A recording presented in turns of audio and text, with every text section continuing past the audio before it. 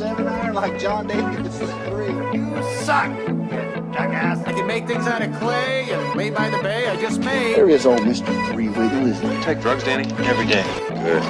Still going. What's going on, guys? Welcome to For The Game podcast, episode 11, the third edition and final edition of our U.S. Open coverage, coming to you from Sunday night.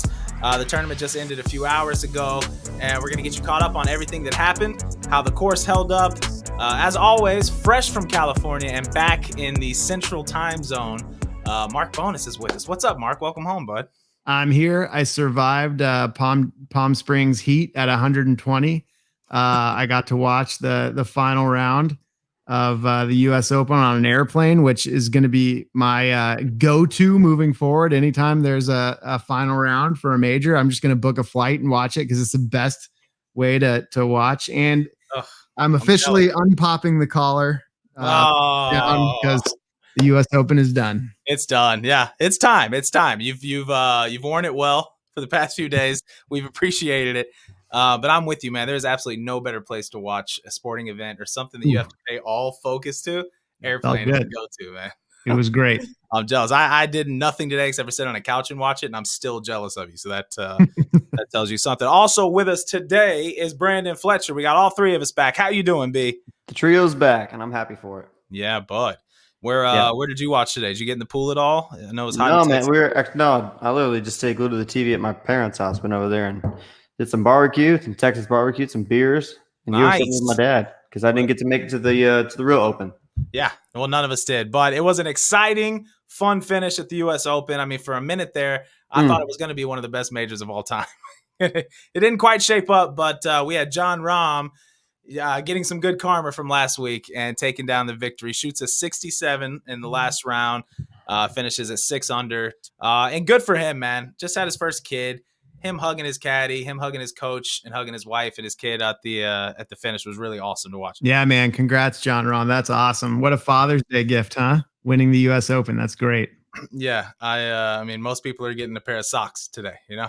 And socks that they're not going to wear. Socks and ties that they don't want, they don't wear. Jon Rahm gets a U.S. Open victory. Pretty crazy. Brandon, what did you think? I know you haven't always been the biggest of Jon Rahm fans, but how are you feeling about this victory and how he's kind of I feel like he's turning a leaf on the PGA Tour. How are you feeling about him these days? You know, I said something funny to my parents while watching. I notoriously have not been. We'll be the judge of that. So I said, I don't like Jon Rahm. He really does have a piss poor attitude on the golf course. And I said, but I have a piss poor attitude on the golf course. So, yeah. And you have such less stakes on your game. So you got to give him a little bit. I can't relate to being a dad like you guys, but super happy for him. To have the country of Spain get their first U.S. Open was awesome. Yeah, man. Another common theme about majors and on the PGA Tour this year. I mean, another first-time winner from Spain wins a U.S. Open. Pretty crazy. He said it was the one that Seve always wanted, so he did it in Seve's honor. He actually met Seve when he was a little kid and was playing golf but not at any type of level, so didn't really get to appreciate it. And now looking back now, he's just such a big fan of Seve. So I know this meant a lot to Jon Rahm. He handled that memorial loss with a great class, by the way. He came out on Twitter publicly, and I thought that was the first time I thought, okay. Well, we already said this, but what I liked about what he said was he put the focus back on golf. You know, he said, I'm going to be out there watching the tournament tomorrow. Hope everybody watches and has a great Sunday. So, and you know, another guy who was hot-headed back in his day from Spain. We all know this. Sergio. Yeah. Oh, yeah. He's turned a huge leaf as well. So Jon Rahm is my age, man. Actually, Jon Rahm is 6 months younger than me. I'm 27 years old. Wow. So still a fairly young guy, and to be able to handle that kind of pressure, it's awesome. And as you get older, like Sergio did, I think Jon Rahm's going to be a much likable guy on the PGA Tour. You can't control the passion of the Spaniards, right? I mean, just because they don't conform to what we expect from golfers.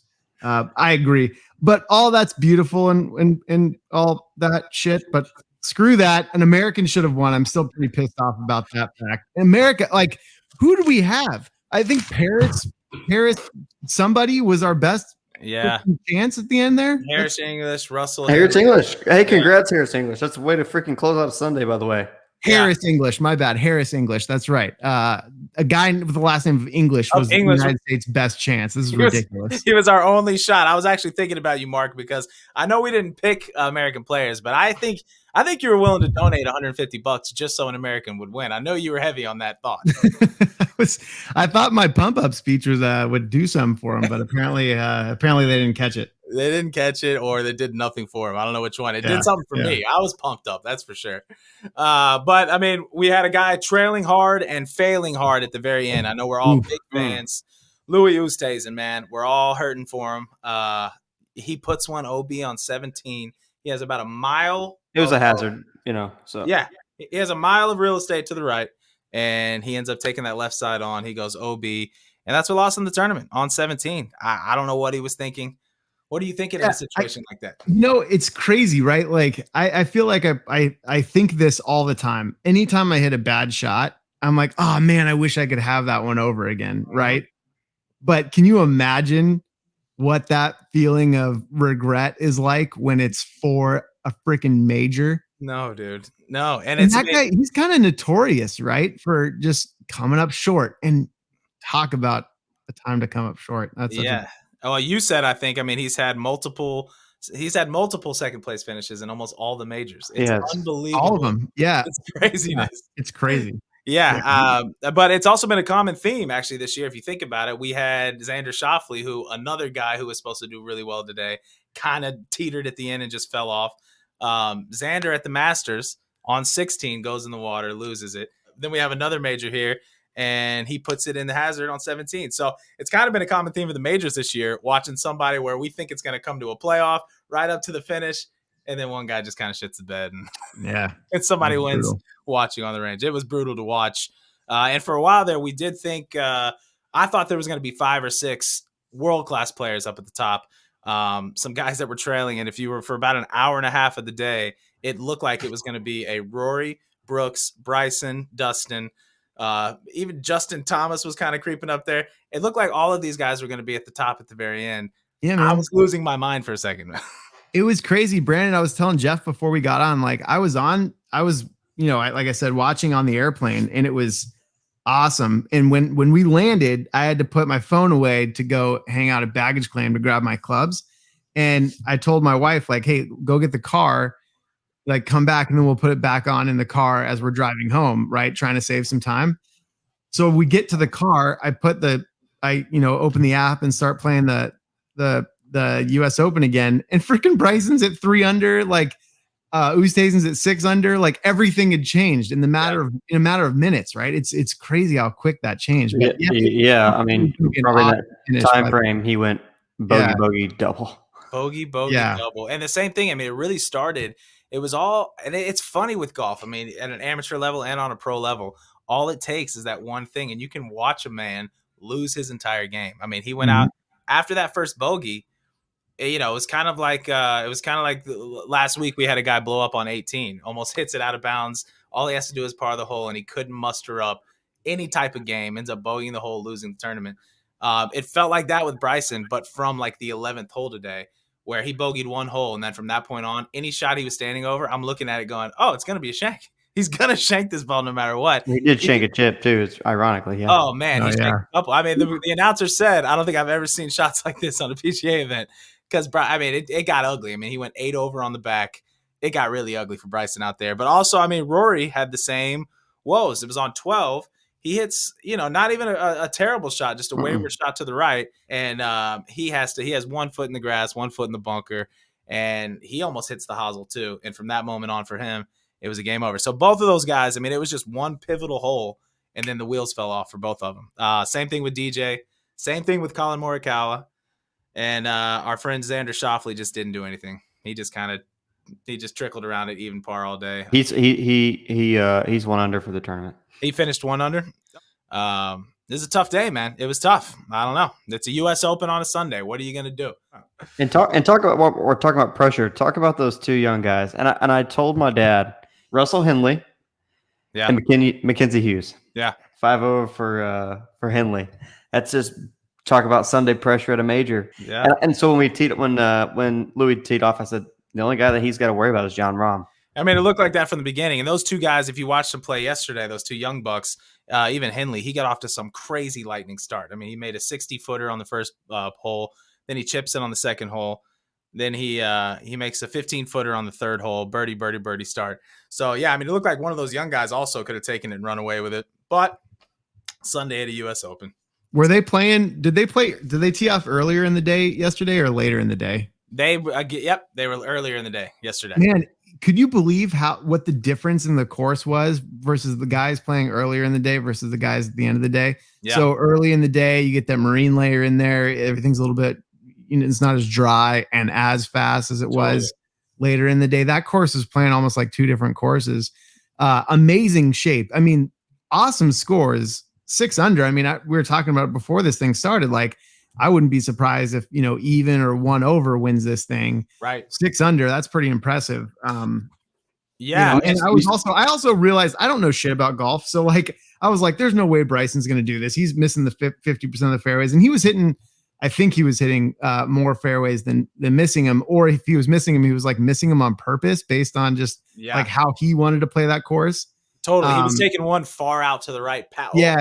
Over the gallery he was taking. Yeah, right. Yeah, that was wild. Yeah. But man, that course looked difficult. It did, man. Like we said, some of those fairways are 25, 30 paces across. I mean, these guys are flying at 324, 320, 330. Mm-hmm. I mean, it's insane they're hitting it that far and having to be that crazy accurate. Some of them are doing it. Like you said, it always shocks me that Bryson hits more fairways than I think he should. I mean, the way he swings at the ball, it's unreal. He doesn't shank a few hard right. And I mean, he does every once in a while. But yeah, it's crazy how many fairways that dude hits with how hard he swings. Speaking of Bryson DeChambeau, we did get a little taste, just a little bit, of the Brooks Bryson drama this weekend. It wasn't much. We discussed it in our last podcast. But I did want to comment on something that I thought was kind of interesting with the beef. Up to this point, I feel like it's been heavy laughing at Bryson and laughing with Brooks. Bryson's had a few good things to say in response, but I just feel like people following around the course, yelling Brooksy and all that stuff, it's really kind of been at Bryson's expense. And I just got to say, I think the way he handled it, not only this weekend, but over the course of the past week and a half, but really over the past 2 days, I thought it was awesome. He turned it around. He said, I'm not going to let it bug me. I'm going to treat it like the joke that it is. I know it's good for golf. And I saw multiple times today specifically where people were yelling Brooksy at him, which at Sunday at a major, I think it's something these golfers shouldn't have to deal with. But people are yelling Brooksy at him at every hole. And every time they yelled it, he was tipping his hat to him, kind of putting a fill on him. And I was like, all right, you know what? I'm not a huge Bryson DeChambeau fan in the way he approaches the game, but I appreciate the way he's approaching this beef and not being too much of a baby about it and kind of almost encouraging to keep it going. So I'm with it, man. He's kind of turned me into a non-hater, at least. I'll give him that. I agree, man. I actually kind of like Bryson. I like Bryson more now than I ever have. Even though, that blow up, I get it. Everyone's been there. But I think the way you're right, he's handled it well. He seemed to me in the interviews, at least, he seemed like he was having more fun with it than anything else. Yeah. Brooks seemed kind of annoyed by it more than anything else, which is totally understandable. I mean, I'm not knocking on him for that. Somebody posted on Twitter that Brooks and Bryson have played in the same major 17 times, and Brooks has finished higher than Bryson 15 of those 17 times. Jeez. So, it's funny. I came into this thinking like Bryson's playing this mental game on and off the course, right? And I don't think that's the case anymore, and I don't think it's working for him. Well, I mean, Brooks, he's one of those cats, man. It really is impressive to watch him play the game of golf, just because Brooks wants to win. And I feel like Brooks hates to lose more than he wants to win, but he has an athlete's mentality about the game. And when he goes out there, it's impressive to watch, man, especially in the majors. I mean, when is he ever not in top 10, top 15? He's always up there kind of hunting around. It's impressive. What do you think got into Bryson's head? Like, what do you think made him explode like that? I think but honestly, I think it was a compound of things. I think, like we said, that one hole, he got a bogey and he was really frustrated with how he got the bogey. And I can't remember exactly how it went down. But I remember that first bogey change something. And he just lost the ability to hit it, looked like, man. He was shanking balls out there. Yeah, it's weird, right? Like for somebody who has such a mental who comes to the game from such a mental place, you'd think he'd be a little stronger and be able to brush something off versus letting it affect him like that. But I bet you when he took the lead by 2 strokes, he was probably thinking, holy shit, I'm about to win for a second time in a row. Yeah. And then he let something get in the way and then just lost it all. Dude, I mean, look, he looked deflated at the end. Yeah. I mean, I played today, and I had like a 3-hole stretch where I went bogey, bogey, double, and I almost lost my mind.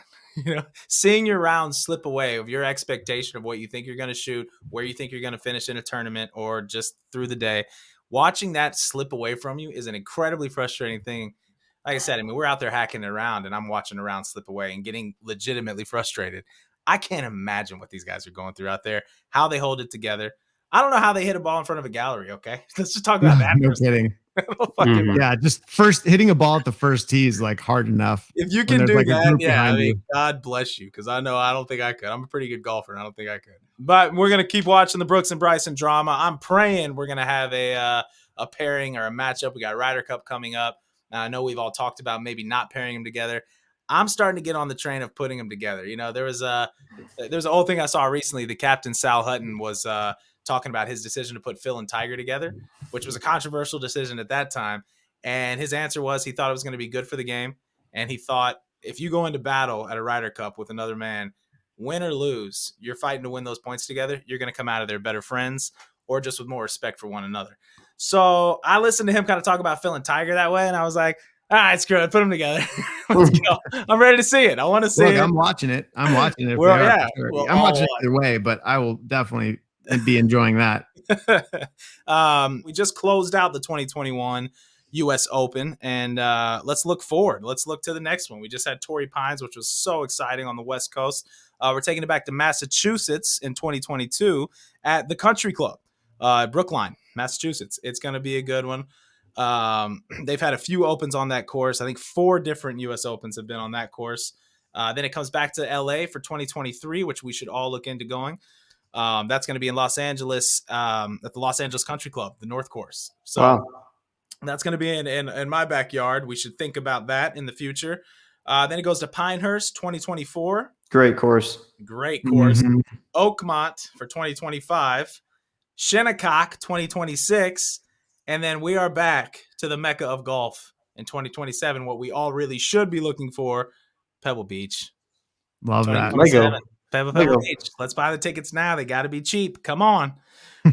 So, yeah, I mean, look, it's a tournament we always look forward to. It is like Mark said, it's our nation's tournament. It's exciting for us to watch. We couldn't watch an American pull it down this year, but I'm confident in 2022 we're going to get some Americans up there at the top of the leaderboard. Coming up next week on the PGA Tour, we have the Travelers Championship, which, you would think wouldn't be a super exciting tournament 1 week after the U.S. Open, but we started digging into the field here, and it's pretty stacked. We got Brooks and Bryson again. DJ's in. Phil's back in. Tony Finau, who missed the cut here at the U.S. Open, but is always he's been strong this year. He's back in. Jason Day, Ricky Fowler. We got Patrick Reed and Bubba Watson. We can make a bet on here again. Charlie Hoffman, a whole bunch of guys coming out to play the Travelers Championship this weekend. We're going to go ahead and make our picks. I mean, we've been making picks this year, and we've been wrong, guys. There's only been one correct pick this entire year. We got the pool is built up now. It's $180 in our pick'em pool, and we're going to start making picks. Mark, who you got this week? I see one of your familiar favorites in here, but let's see if you stray. Where are you going, bud? No, Dustin Johnson's in there. Hey, quick, I just realized Chase Koepka's playing. Yeah, brother versus brother. Yeah, that's cool. Good luck making the cut, bud. You know what? At least he's getting after it. It's true. Another good luck at making the cut is Keegan Bradley, although I think he's been playing better. He's been playing great, actually. Yeah, I would like to pick him. Zach Johnson. I mean, I have no idea how he's been playing lately, but I've always kind of liked Zach Johnson. Yeah, he hasn't been playing well, but I'm with you. I love Zach Johnson. Yeah. You know what? I'm going to switch things up. I'm going for Bryson. I'm picking Bryson. Good pick. He's going to be looking for revenge. I He mean, wants revenge for sure. one thing, I mean, did y'all see this? This was pretty interesting with Bryson. This is real. So what changed his swing? And if he had won, it would have made an incredible story. He woke up in the middle of the night on Friday night, and he said that he was dreaming something, and it was exactly what was wrong with his swing. It was his right hand. He needed to hold his right hand a little stiffer through impact. He said it came to him in a dream, woke up. He had stayed on the range the night before. He was hitting balls in the pitch black. The PGA Tour posted a video of it. You can't see a thing. All you can hear is It's the most Bryson thing I've ever heard. Yeah, no and kidding. he was asked the next day, like, straight up, they were like, so honestly, be real with us. How productive is that? And he was like, for the average golfer, not at all. Don't do it. He's like, me, I have a TrackMan. I have a radar system. As soon as I hit the ball, it tells me where it's flying, how far it's flying, and what the ball shape is. So for me, yeah, I can hit balls out there all night. But still, the visual was just like Brandon said. It was the most Bryson thing of all times in the dark. I love that. It's he's working it out. He's out there working it out for himself. God bless him. That guy's gonna spin off this planet here pretty soon. God bless him. Brandon, what about you, buddy, in the Travelers Championship? Who you got? That's what I've been sitting here doing for the last 10 minutes because surprisingly, before we got on, just like you said, I was like, oh man, this field's got to be terrible. Joke's on me. Yep. I've got two guys, but I guess I'll have to narrow it down to one. Yeah, you do. That's how it works. I'll do Scotty Scheffler. Ooh, okay. I like that. All right. We got Scotty Chef. Boom. I love that. I'm going with a revenge pick here. He's mad. He's upset, and he's coming in hard. It's Tony Finau. I love it. All right. It's Tony Finau winning the Travelers Championship. I'm going to talk about a guy real quick, very briefly, that don't be surprised to see up there on top of the leaderboard. It's Kevin Streelman. Notoriously plays well there. Got second there last year. Won in 2014 at the Travelers. Hung around all weekend. Actually finished T15. Yeah. Been playing some really solid golf. Hell of a ball striker. He's gone gray. They did a 2008 to now picture of a whole bunch of guys. Kevin Streelman is one of them. Kevin Streelman has since 2008 aged 45 years, I believe. It's it's phenomenal. It's crazy. All right, so we got Bryson, we got Scotty Scheffler, we got Tony Finau, who need to take down the Travelers Championship next week. It's going to be an exciting field. We're going to do a post-round podcast on that one on Sunday night. So we'll be talking about the Travelers. And, man, we're just depressed. The U.S. Open's over. Louis Oosthuizen lost. Oh, God. Louis Oosthuizen lost. Mark It's like Scholar. at first I know him, but I don't. I'm actually heartbroken, and I'll be better tomorrow. Well, I swear. I'm going to be still upset that Mark Scholar is no longer popped. Yeah, it'll look, I'm a white dude. It pops very frequently. You get a few drinks in Mark, and that thing's popping. Okay? That thing's popping. I love it. Well, real quick, want to throw a shout out to our sponsors over at kegsmiths.com and sweetrollsgolf.com. Go check their websites out. Our discount code of PFP15 will get you 15% off any of their websites. Again, from GolfDoods, my name is Jeff Lewis. We have Mark Bonus and Brandon Fletcher. We will see y'all next week. Cheers, fellas. Cheers, guys.